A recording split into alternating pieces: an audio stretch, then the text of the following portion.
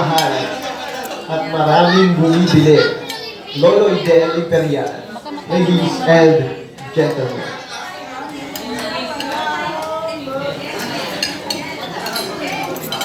Buha ka pa dun. Ali mo, Ton. Hello, Lolo Idel.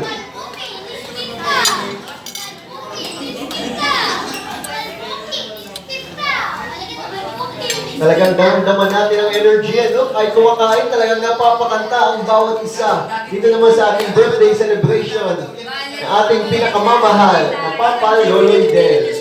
Kaya,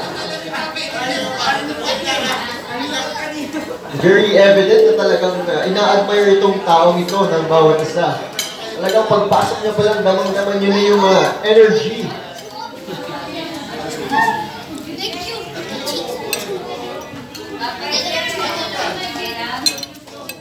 Papa Lolo Idel, I would like to invite you to sit on your throne today as your birthday. Ayan.